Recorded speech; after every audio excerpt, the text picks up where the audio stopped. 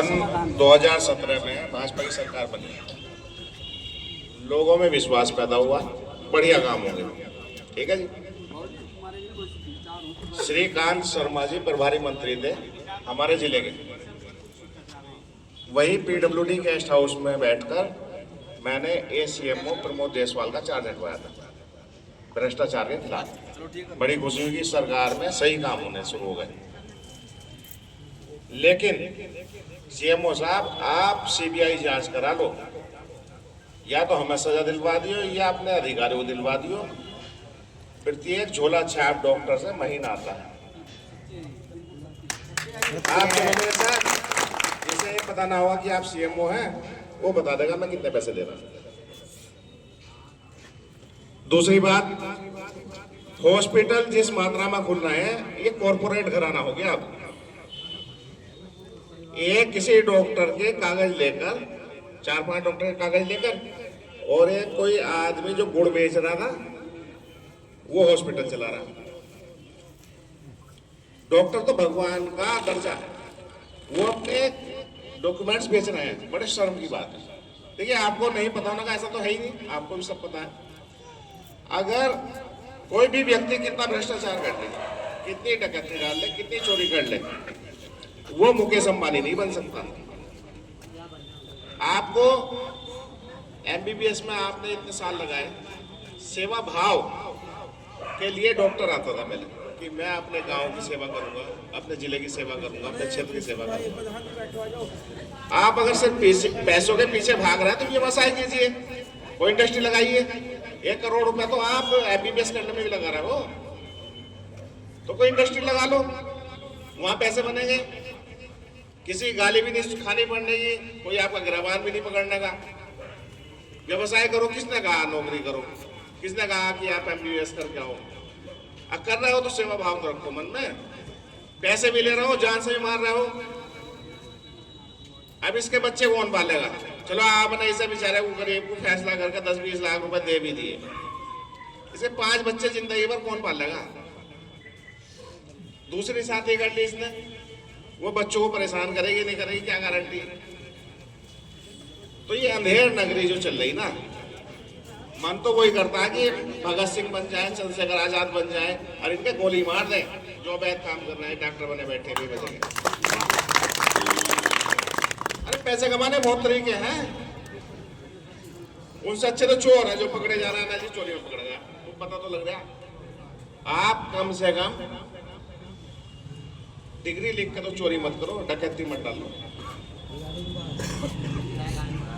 ये प्रोफेशन तो भगवान के इक्विवेलेंट है, हर आदमी कहता है। देखो डॉक्टर साहब मेरा ऑपरेशन करोगे, आपने जान बचा, पैसे भी दे दिया, हाथ भी जोड़ लिया, और फिर भी नहीं बच पा रहे। आपको एक बहुत अच्छा किस्सा सुनाऊं डॉक्टर साहब, मेरा श्रोता का। मैं अपनी मदर को लेकर जोली ग्रांड हॉस्पिटल गया। वहां अगले दिन टीम आई है, 4 लोग आए, तो मुझसे बताया गया कि गैस्ट्रो सर्जन है। चूंकि मेरा इंटरेक्शन रहा है अधिकारियों से, डॉक्टरों से, सब मैं उठता बैठता हूँ, तो मैंने उनसे बस ये पूछा, what is your name sir? इतने में वो खेल गए। 4 बच्चे मेडिकल के थे, वो स्टूडेंट्स थे जिन्हें मुझे मेडिकल सर्जन बताया जा रहा था, और वो नेक्स्ट डे फिर ऑपरेशन भी करते मेरी मदर का। इतना ब्लेंडर चल रहा है। मैंने जब उन्हें वहां धमकाया तो उनकी पोल खुल गई। मैनेजिंग डायरेक्टर ने मुझे बुलाया, उन्होंने भी मेरे सामने उन्हें डांटा।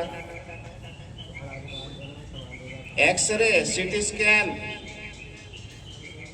ओरिजिनल देने को तैयार नहीं, कह रहा है कि इनकी फोटोस्टेट। अरे एक्सरे की सीटी स्कैन की फोटोस्टेट कैसे कर दूंगा? जितना भ्रष्ट विभाग, आपको बहुत बुरी लगी मुझे, चिकित्सा विभाग है इस समय जिले में, वैसे तो सारे ही भ्रष्ट है, नंबर 1 पे चल रहा है। अवैध वसूली, छोटे से छोटे डॉक्टर से बड़े डॉक्टर तक अवैध वसूली चल रही है।